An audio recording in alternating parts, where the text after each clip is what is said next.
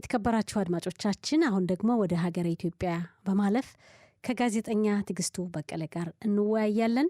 ከጋዜጠኛ ትግስቱ በቀለ ጋር እንግዲህ በተለያዩ ጊዜያት የተለያዩ ዓለም አቀፍ ጉዳዮችን እንዲሁም እስራኤልን የሚመለከቱ ጉዳዮችን እያነሳን እንወያያለን። ትግስቱ ስልክ መስመራችን ላይ ነው፣ ወደሱ እናልፋለን።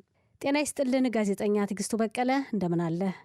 ጤና ይስጥልኝ። እንደምን ውላችኋል? እንደምን ከርማችኋል? የመወዳት የቅድስቲቱ ሀገር እስራኤል ነዋሪዎችና ምድሩ አጠቃላይ በሙሉ እንዴት አላችሁ? እንደምን ከርማችኋል? እናመሰግናለን ትግስቱ። እንግዲህ ካንተ ጋር በተለያየ ጊዜያት እንወያያለን ስለ እስራኤልና ስለ ዓለም አቀፍ ጉዳዮች። እስራኤልን ትወዳለህ? እስራኤልን አሳምረህ ነው የምጠራት።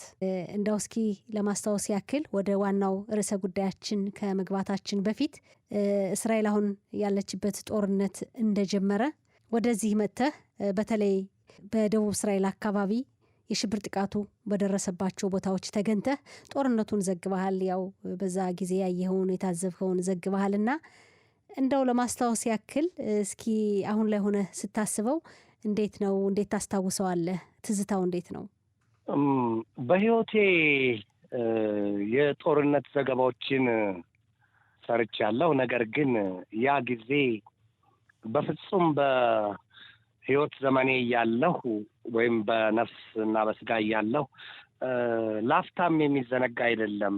ምክንያቱም ያ ፍጹም ክፉ ቀን ነው፣ ክፉ ጊዜ ነበረ እና እንደው የምድራችን አስከፊ ገጽታ በእኛ ዘመን ያየሁበትና ያንን የመሰለ ጦርነት ማየት በጣም ዘግናኝ ነው። ግን ደግሞ ያው የሰው ልጅ በዘመኑ ሲኖር የሚያልፍበት የምድራችን አንዱ መሰናክል አድርጌ በልቤ ሕያው መዝገብ ጽፌዋለሁ።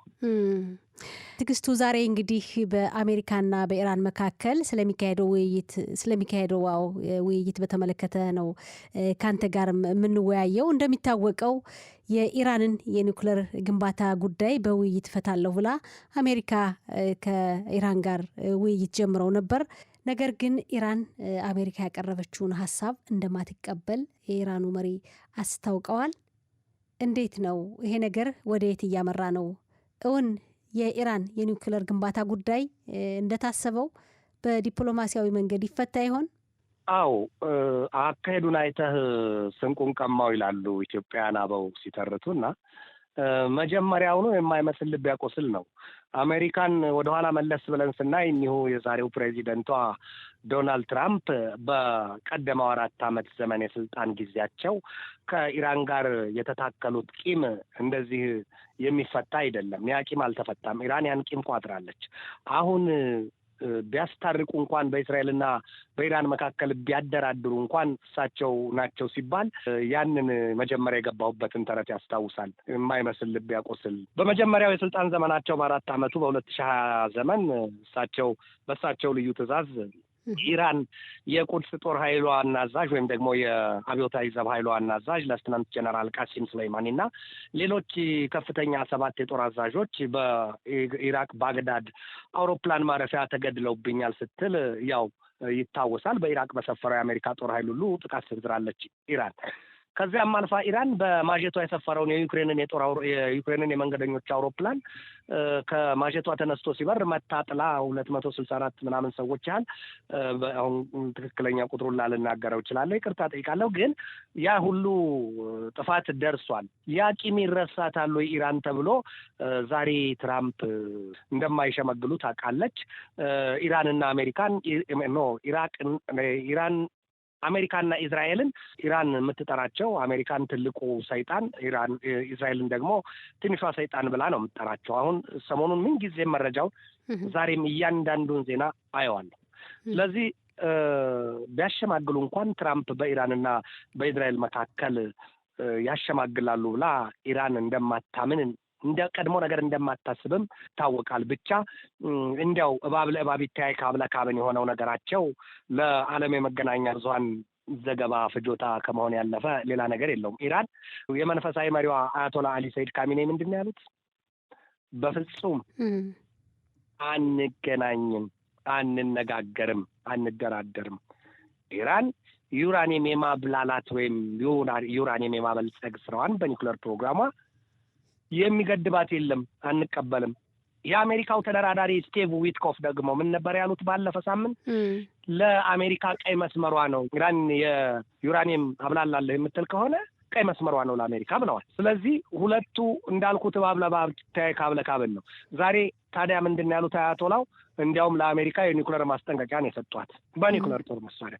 ኢራን እስቲ ቆም ብለን እናስብ። ኢራን የኒውክሌር ጦር መሳሪያ ሐራም ነው አሊዝም አይፈቀድልኝም ትላለች።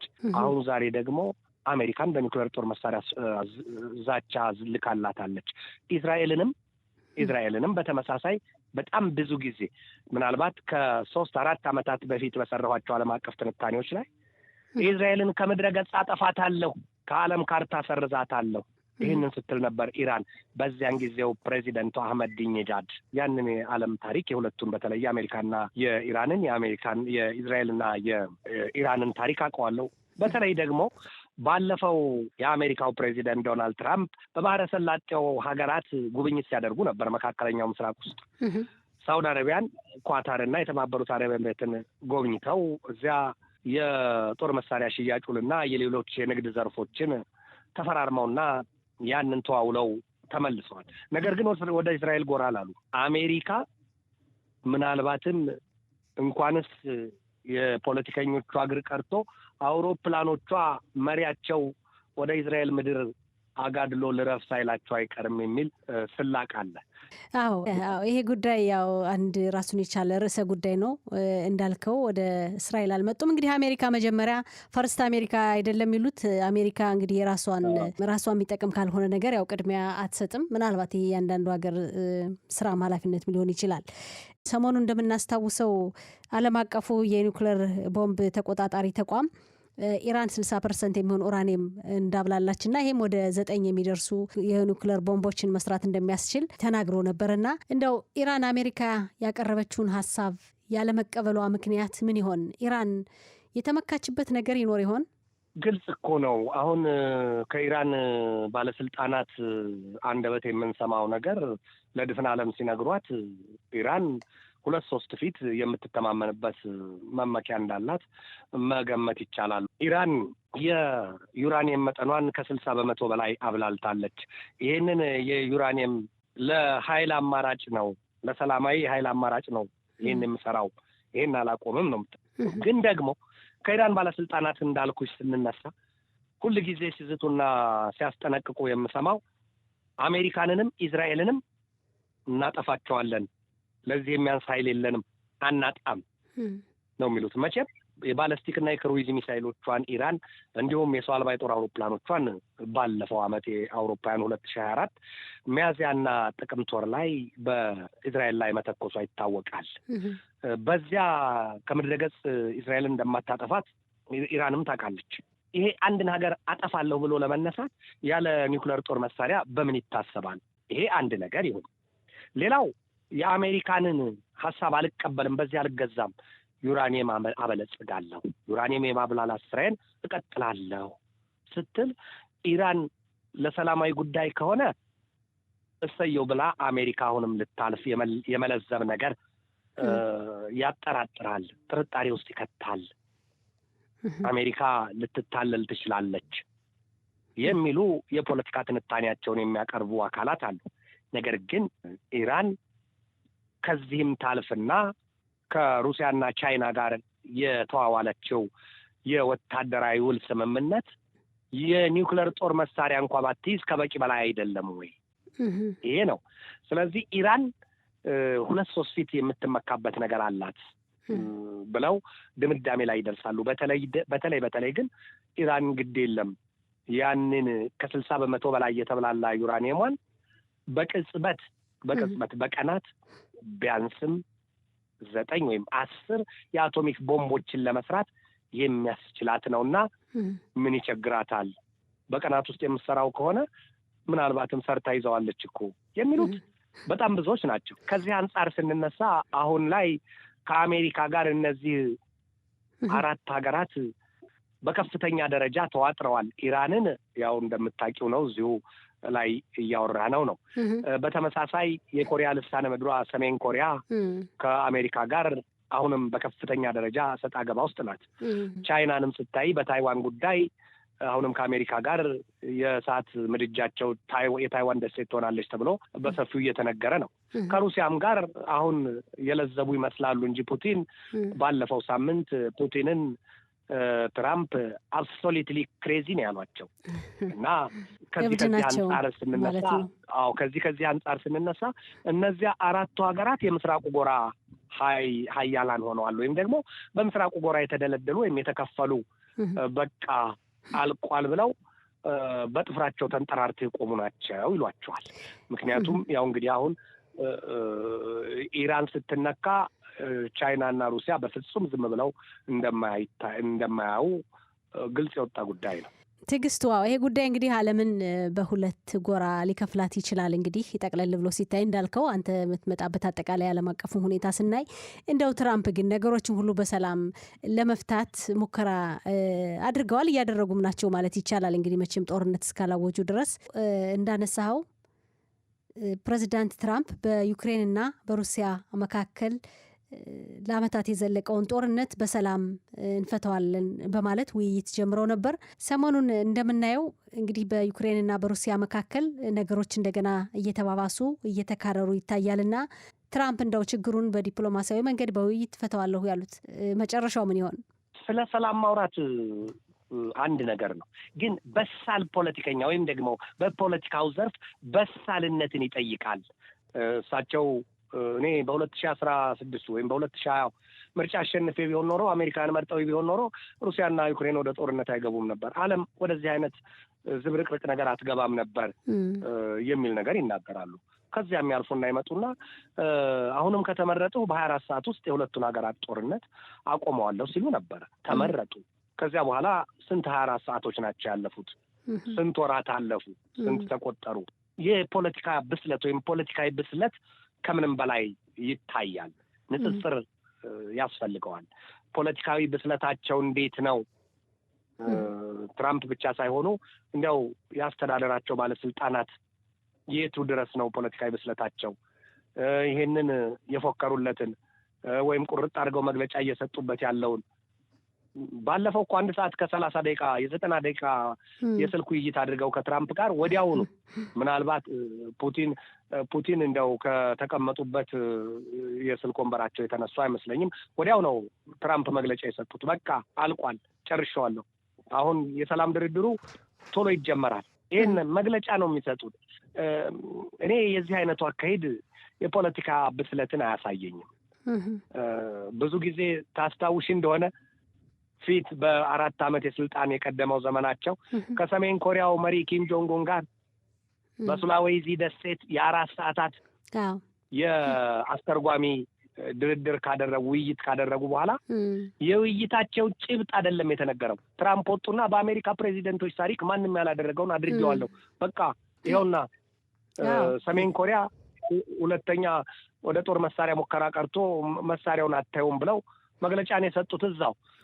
ኪም ያንን ነገር አያውቅም። በኋላ ተተርጉሞ ወደ እነሱ ሀገር ቋንቋ ሲመለስ ነው እንዴ ይሄንን መቼ ተባባልን? ቀድሞ ነገር የወጣው ጭብጥ ምንድን ነው? የሁለቱ ማሰሪያ የለሽ ጭብጥ ነበረ ድርድሩ። ያንን እኮ እናውቃለን። ስለዚህ ከዚህ አንጻር እኔ ፖለቲካዊ ብስለት አለ ወይ በዚህ ዘመን? ምናልባት ፖለቲከኞች ያው እንደምንለው ፖለቲከኛም ነን ይሉናል፣ ፖለቲከኞችም ናቸው ልንላቸው እንችል ይሆናል። ግን የብስለታቸው ነገር ለእኔ በጣም ጥያቄ ውስጥ ነው ያለው። ዓለም ላይ መዝሽ የማውጣው ፖለቲከኛ ምናልባት ፑቲን በሳል ፖለቲከኛ ናቸው ይባልላቸዋል። በሳል ፖለቲከኛ ናቸው። በእርግጥም በዚህ ዘመን ላይ ብቅ ብለው እንግዲህ ያው የጭንቅላት ጨዋታም እየተጫወቱ ነው። በደንብ በግልጽ ይታያል። አሜሪካን እያሞኟት አይደለም ወይ ሲሉ ያንን የሚተረጉሙባቸው አሉ። እንዴት ቢባል ደግሞ ባለፈው በስልክ ውይይታቸው ምንድን ነው ያሏቸው? ቅድመ ሁኔታ አስቀምጠውላቸዋል ፑቲን። ስለዚህ አሁን የትራምፕ ፖለቲካዊ ብስለት የማደራደሩ ሁኔታ የቱ ጋ ነው? በእነዚህ በሁለቱ በሩሲያና ዩክሬን መካከል ያለውን ከ3 ዓመት በላይ የዘለቀ ጦርነት በ24 ሰዓት አቆመዋለሁ ብለው እሺ፣ መለኮታዊ ኃይል አይደሉም። ጊዜ ወሰደ፣ ወራት ተቆጠሩ፣ ምናልባትም ዓመታት ሊከተሉ ይችሉ ይሆናል። ነገር ግን ትራምፕ ያንን ጦርነት በፖለቲካዊ ብስለትና በፖለቲካዊ የመፍትሄ ሀሳብ ይቀጩታል ወይም ይፈቱታል ብዬ አላምንም። እኔ የግል አቋሜ ነው። በተመሳሳይ ወደ ኢራንና እስራኤል ጉዳይ የኢራንን የኒውክለር ፕሮግራም ስናይ ኢራን በግልጽ አስቀምጣለች። በቃ እኔ ዩራኒየም አብላላለሁ፣ ይሄ ቀይ መስመሬ ነው አለች። አሜሪካ ዩራኒየም አታብላልም፣ ይሄ ቀይ መስመሬ ነው ብላለች። አሁን አሜሪካስ ይሄንን ያህል ይሄ ነገር የኢራን የኒውክለር ጉዳይ እሳቷ ሆኖ ከእስራኤል በላይ የምትቆረቆርለት ነው ወይ? ሌላው ጥያቄ ነው ለኔ። የውጭ ጉዳይ ሚኒስትሯ ምንድን ነው ያሉት? የኢራንን የኒውክለር ፕሮግራም በወታደራዊ እርምጃ ማጥፋት አይቻልም፣ ማቆም አይቻልም። እንዲህ ነው የኢራን ባለስልጣናት አሁንም በየቅጽበቱ ነው መግለጫ የሚሰጡት። እንግዲህ ፕሬዚደንቷ ማስኡድ ፔዜሽኪያን ትናንት ምንድን ነው ያሉት? የለም ለአሜሪካ እናጎበድድም፣ አንሰግድም፣ ማንም አይወስንልንም። አዎ እንግዲህ ኢራን ምናልባት ኢራን ያው የምትመካበት እርግጠኛ የሆነ ነገር ሊኖራት ይችላል ወይም አይታወቅም። መቼም ዞሮ ዞሮ በሰላም መፍታት ካልተቻለ ችግርን ያው የሚከተለው እርምጃ ደግሞ እንደምናውቀው እንግዲህ ሌላ ነው የሚሆነው፣ የኃይል እርምጃ ነው የሚሆነው እና መጨረሻው ምን ይሆን እናየዋለን በሂደት። አዎ እንግዲህ ሰሞኑን ፕሬዚዳንት ትራምፕ 12 የተለያዩ ሀገራት ወደ አሜሪካ እንዳይገቡ እገዳ ጥለዋል። እንግዲህ ከነዚህ መካከል ደግሞ አንዷ ኢራን ናት። ኢራንን መከልከላቸው የጦርነቱ መጀመሪያ ይሆን? አሁን ከኢራን ጋራ ወደ ለየለት ፍጥጫ ሳይሆን የውጥረቱ መበጠሻ ወይም የከረረው ውጥረት መበጠሻ ሊሆን ይችላል ብዬ አላስብም። ይሄንን የመጀመሪያው ነገር ይሆናል ብዬ አላስብም። ምክንያቱም ከዚህ የከፋ ሌላ ነገር አለ። ኢራንም ብትሆን እኮ ነይ ግቢም ቢሏት ወደ አሜሪካ አትሄድም። ኢራን ዜጎቿ ወደ አሜሪካ ይሄዱ ለስለላ ካልሆነ በስተቀር አትሄድም። የኢራን ባለስልጣናት እኛና አሜሪካ ወደ ጦርነት ስንገባ ያ ጦርነት የጦርነቶች ሁሉ እናት ይሆናል እንደዚህ ብለው እኮ ተናግረዋል። ድሮውንም ቀድሞውንም አንድ ጊዜም ቢሆን የኢራን ባለስልጣናት ከዚህ አይነት ንግግር አያውቁም። ምክንያቱም የመጨረሻው መጨረሻ ከአሜሪካ ጋር መጨረሻቸው በጦርነት እንደሚሆን እነሱ ያውቁታል ቀድመው። አሁን በኢራንና በእስራኤል ብቻ ዘንቦ የሚያባራ ጦርነት አይሆንም ይሄ ጦርነት። ጥሩ፣ ለማጠቃለያ አጠር አድርገህ እንደው እስኪ ሌላም ጊዜ እንግዲህ እንወያይበታለን። ዓለም አቀፍ ጉዳይ ነው፣ የሚቀጥል ጉዳይ ነው። የትራምፕ የስልጣን ዘመን እስኪያልቅ ድረስ እንግዲህ እናየዋለን ሁኔታውን ምን ላይ እንደሚደርስ። ለማጠቃለያ ምን ትላለህ ትዕግስቱ? እኔ የማጠቃለያው ነገር በጣም ይቸግረኛል። ዜናም ላይ ስሰራ ቁጭ ብዬ ብዙ ነገሮችን ሳነብሳ ብዙዎቹን እንደው በአቅሜ ጠለቅ ብዬ ለማየት ስሞክር የመጨረሻው ነገር ወይም የመፍትሄው ነገር በጣም ግራ ይገባኛል። አሁን እስራኤል ትዕግስት የተባበሩት መንግስታት ድርጅት የሚባል ተቋም ማክሲመም ይላል፣ ማክሲመም ሬስቶራንስ ይላል። እንደው ከፍተኛ ትዕግስት ያድርጉ፣ ወደ ትዕግስት ይሄዱ። እስከ መቼ? ምን አይነት ትዕግስት ነው? የትኛውም ጦርነት የሚጀመረው በምላስ አይደለም ወይ? የማን ምላስ ታደበ? ይሄ የኔ የግል አቋሜ ነው። ዓለም እንዲያቅልኝ የምፈልገው በዚህ ሁኔታ በእንደዚህ አይነት ብስለት በሌላቸው ፖለቲከኞቿ ዓለም የትኛውንም ቀውሷን ልታረግበው ወይም የትኛውንም ትኩሳቷን ልታበርደው ትችላለች ብዬ አላስብም። ነገሮች የባሰ እየጠፉ እየተበላሹ መስመራቸውን እየሳቱ ሲሄዱ ነው የምናየው። ዓለምን የሚበጃት ሁሉም በሰላምና ስለ ሰላም አምኖ መንበርከክ ነው ብዬ መናገር እችላለሁ እንደሌላው። ነገር ግን ወደዛ የሚመጣ ፖለቲከኛና ሀገር ወደዚያ የሚመጣ የሚያስብስ መንግስት አላት ወይ ምድራችን? የኔ ማጠቃለያ ካልሽኝ ዓለም ሰላም እያለች የምትጠራው ነገር ስለ ሰላም የቆመ አንድ የዘመን ሐዋርያ ወይም ፖለቲከኛ ሳላት ወይ? ይሄ ለኔ ጥያቄ ነው። ይሄ ነው አቋሜ። እኔ አትፈታውም። ዓለም በዚህ ሁኔታ እንደዚህ ተንጋደው እንደዚህ ተጣመው የዓለም መሪዎች የሚፈቱት ችግር ይኖራል ብዬ አላምንም። ይሄ ነው። በጣም ጥሩ። ጋዜጠኛ ትዕግስቱ በቀለ በጣም እናመሰግናለን። ሰላም ሁንልን። መልካም ቀን ይሁንልህ። መልካም ይሁን። እንግዲህ ሰላም ከሰማያዊው አምላክ ከእግዚአብሔር ነውና ሰላምን ለዓለማችን ይስጣት። ይሄንን ነው የምለው። እሺ፣ እናመሰግናለን። ሰላም ሁን። መልካም ይሁንላችሁ። እሺ።